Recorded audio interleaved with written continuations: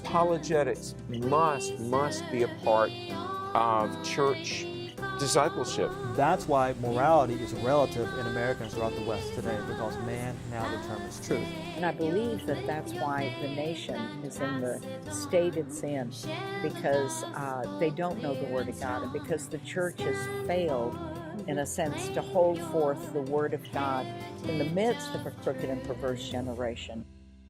Welcome to Heritage of Truth. Today our guest is Dr. Danny Faulkner.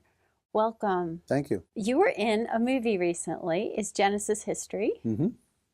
And you played a pretty important role in that. Why don't you tell us real quickly what that was? I don't know if it was that important, but I think it was. We had a bunch of people came together, geologists, one astronomer, biologist. We had some biblical studies people, theologian, Hebraist. And the big question put forth by the producer was his vision, Thomas Purifoy. He was challenged by his own children about the question, well, is Genesis history? And he thought, is it?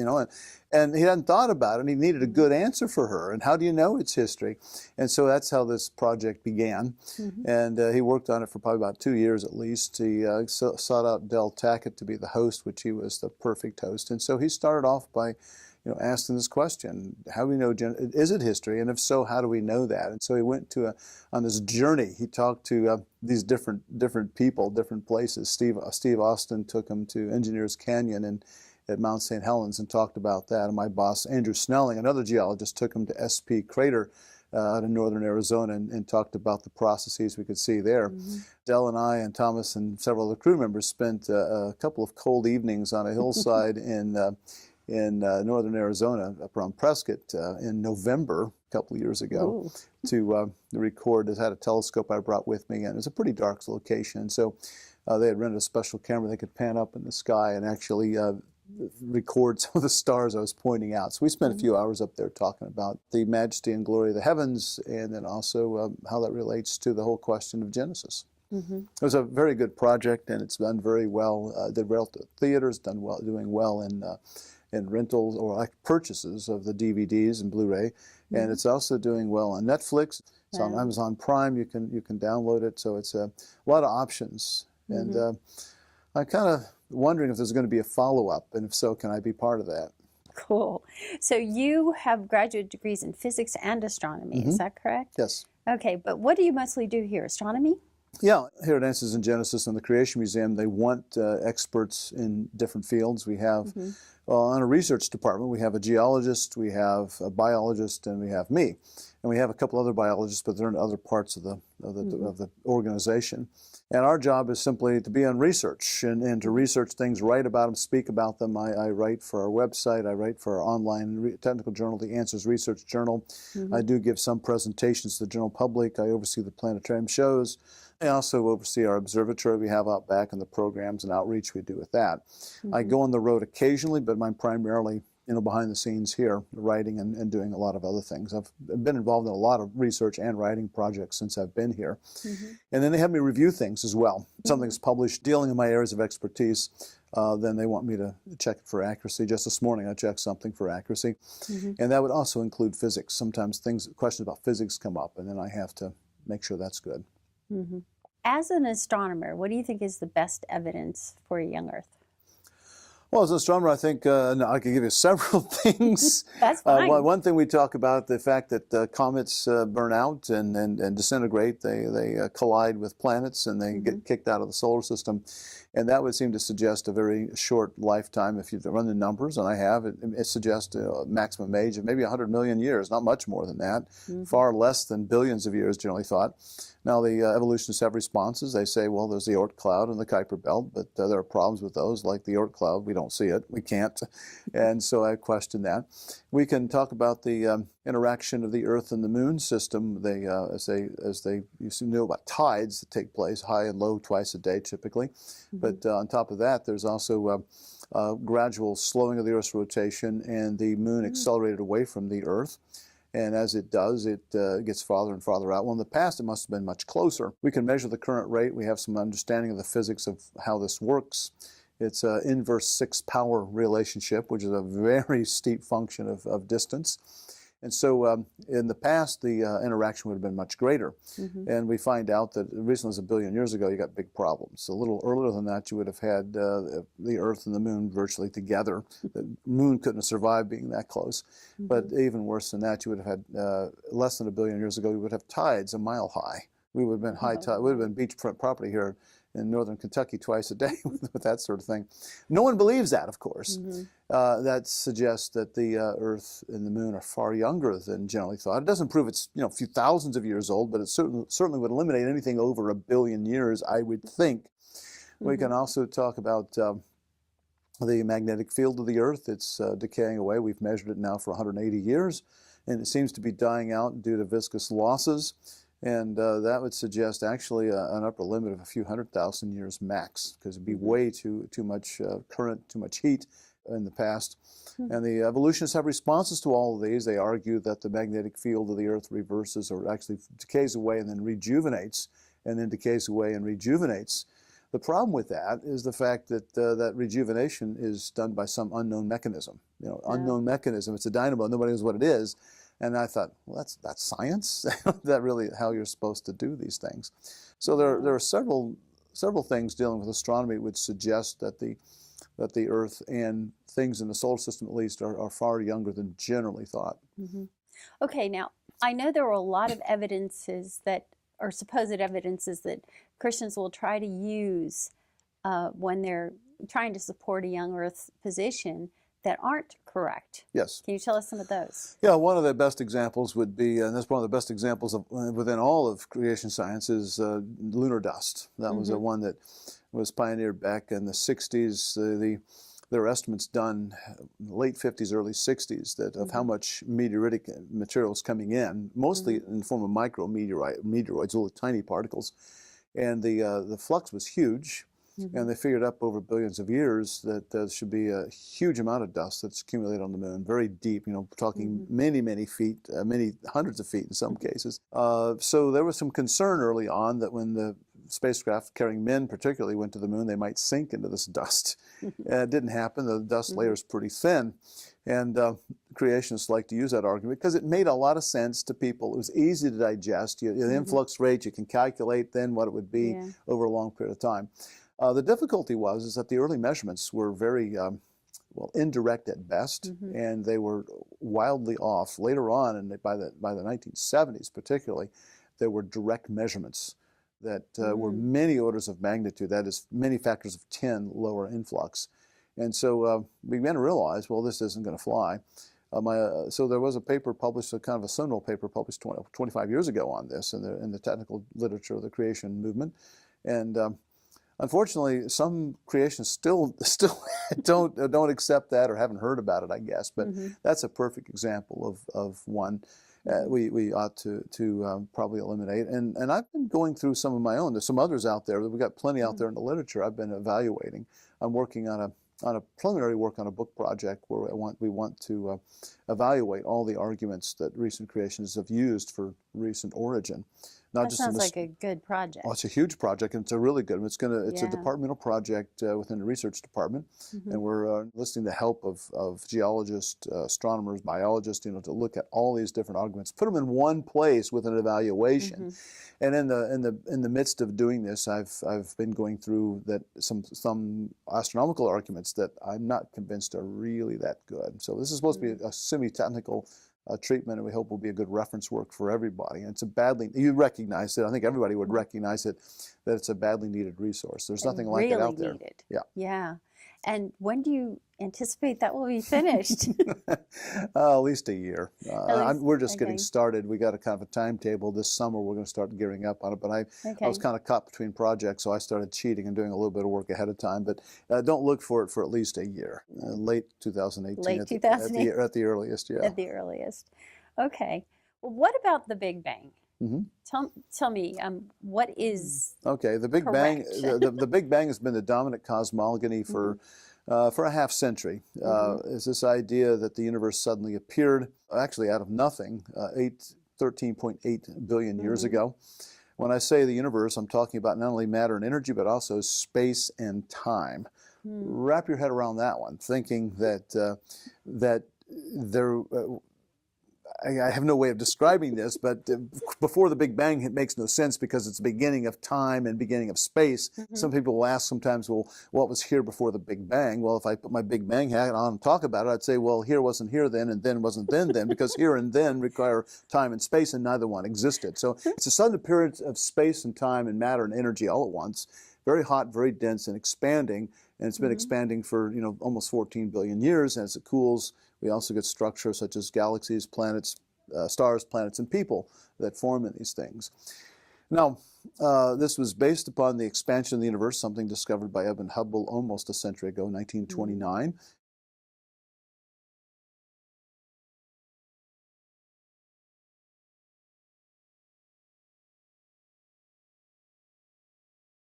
Now, there are different ways you can interpret that. There was a steady state theory for a long time, which was rejected a half century ago.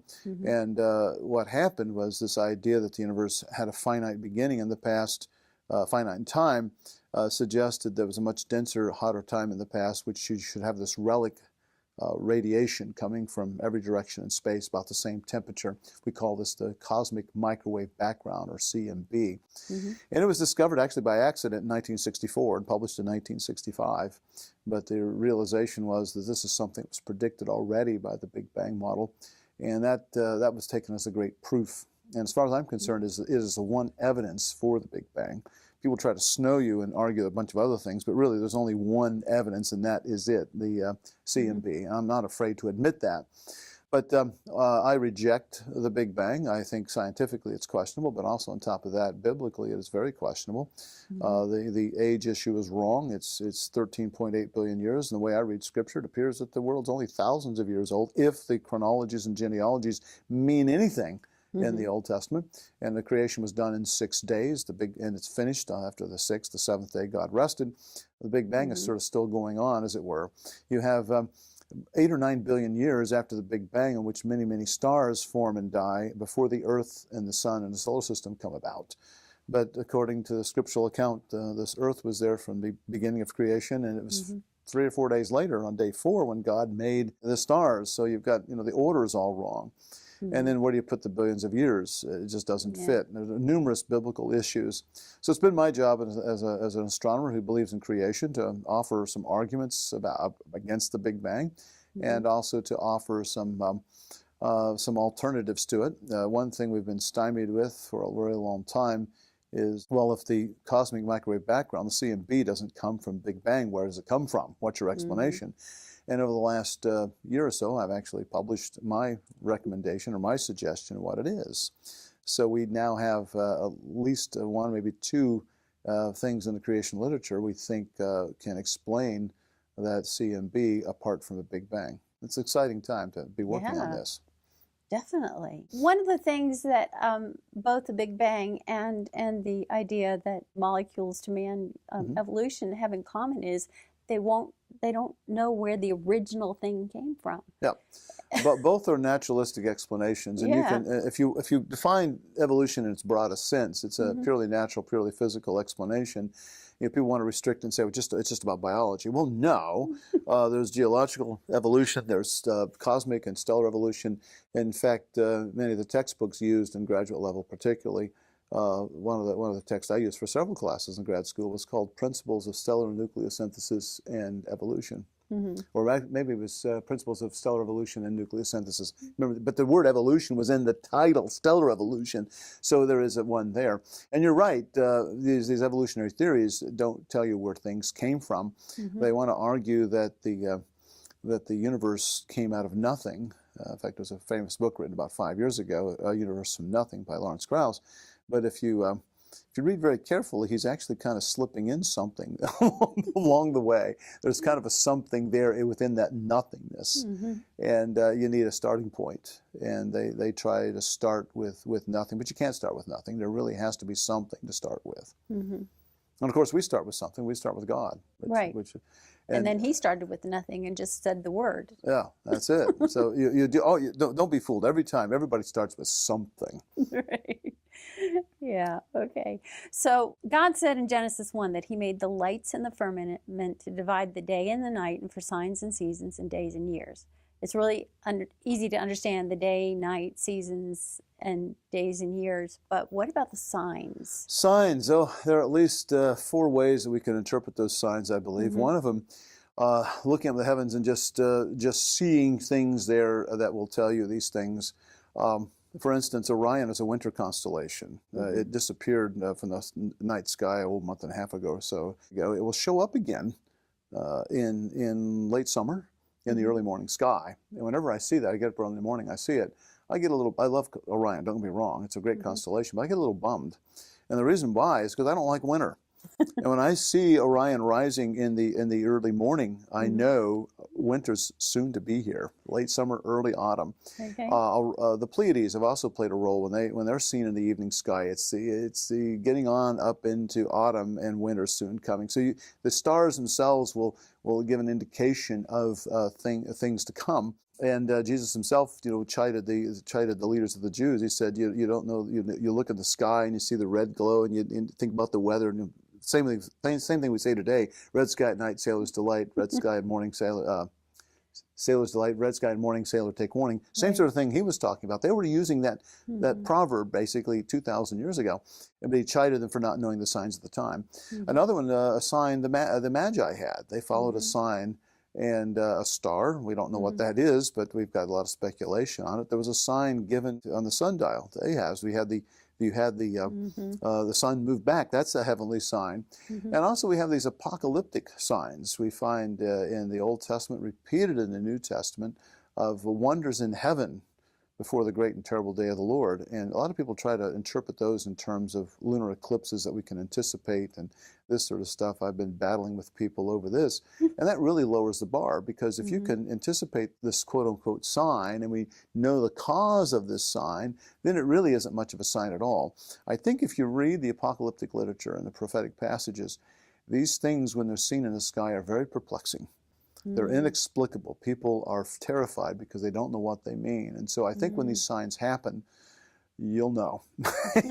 Now, people will try to explain them away, but I think those are future signs we shall see. You have a planetarium here at the Creation Museum. First off, for anyone who has never been to a planetarium, can you explain what the experience is? It's a room with a dome over top and seating, and you have projectors that project images up on the ceiling, and you can show stars as it would appear tonight. A lot of people are very convinced they look just like the real night sky. To me, I can see some differences, but I know the sky pretty well. I've been studying it for a half century. But we also do other shows. We have the ability to project all sorts of stuff with those projectors. And so here we have 2 shows that we run. One's called The Created Cosmos, which I think is the best planetarium show I've ever seen.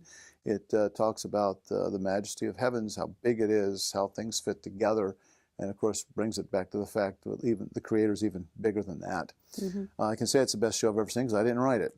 The other show we show frequently here, I did write. It's on aliens and UFOs. Big question you get, well, what about flying saucers? What are the ETs? Are they real? How do we understand those biblically? And we attempt in that show to address that sort of question. So it's a lot of fun. We get to have shows going on all day, every day. We also, in the summer particularly, we have lots of crowds here. We will run frequently at noontime a live planetarium show. The other show is like 20, 22, 25 minutes long. The live show is twice that long. It's about 45 to 50 minutes. And in that, we show you what the sky would look like tonight. And talk about some of the lore of the constellations we point out and star names. And then we throw in other things along the way as well. Try to teach a little astronomy, but it's a chance for you to see what the sky would look like tonight if you went out and it were clear and it were really dark where you are, what you might see in the sky. It's a great teaching tool. Okay. So the purpose is to just basically teach people about astronomy, about the sky. About the sky. Yeah. And, we also have an observatory here at Answers in Genesis. The Creation Museum. It's out back. It's not the best location for an observatory, but we are pretty far out in the sticks here in the suburban Cincinnati area. On a clear moonless night in the summer, I can make out the Milky Way, which is not bad really. The neighborhood I grew up in, I could see the Milky Way at night, so it's not quite as good as that, but we can see it. And we have some big telescopes. We have quite a collection. Our 2 biggest are a couple of 18-inch telescopes, which means their mirrors are 18 inches across. Wow. And we get those open for people, one of them open to people. And we have some portables we bring out. And we do one public night a month. It's usually on a Friday night during first quarter moon. And then we have do private groups as well. We will look at the moon, we'll look at any planets that are out, like right now we have Jupiter and Saturn both. We look at some galaxies, some star clusters and things, and those big telescopes can bring them in rather nicely. We also do sunspotting during the daytime, during busy times, such as during the summer. We have one scheduled today, but we've got a tropical storm passing through, so we canceled that one. But I set up 2 telescopes, one with a safe filter just to look at the sun's image and see the sunspots if we have any. And this week we've had a few. Last couple of weeks we didn't have any. And then we have another filter we put on a different telescope. It's what we call an H-alpha filter, and it allows us to see prominences sticking out into space. Those are really cool, these loops that stick out into space, and I enjoy showing those, and it's always different, and it's more fun than the spots are, I think. So people, if they come during busy times such as spring break or during the summer, there's a good chance we will have it on our schedule. We don't sell tickets until the day of because we never know if the weather's going to be like. Okay. Is there anything else that you would like to say to the audience that I haven't asked? Well, I've got a couple of books out. The first book was a dozen years ago, Universe by Design. It's about cosmology. I discussed the Big Bang and a bunch of other things in there. I have a children's book that came out about 4 years ago. It's called The New Astronomy Book. It's beautifully illustrated, and it's color-coded for 3 different levels. A lot of homeschoolers use it for 3 different units. Even though it's primarily, let's say, a middle school book, I've had a lot of adult friends who've read it and really got a lot out of it. They really liked it. And a year ago, I had a book that came out called The Created Cosmos. I know it's the same name as one of our Planetarium shows, but the subtitle is What the Bible Reveals About Astronomy. And in that book, I attempted to discuss every allusion or mention of astronomical phenomenon or objects in the Bible. There have been a couple of books written on that before, but it had been more than 100 years. I thought the time was right to update this. Yeah, I think so. And I have soon to come out later this summer, hopefully a companion book. I'm calling it a companion book to it. It's a book on just astronomy and creation. I didn't address, astronomy as a science or creation that much in the first book, and I thought that there's a need there. And I also have there was a book written like this back in 1979, but it's been out of print for over 35 years, and it needed serious updating. And it was the best book written, I think, about the creation science of astronomy. And hopefully this book will replace that and fill that big void. It'll be coming out later this year. Okay, and that's the name of that again? I knew you were going to ask me that.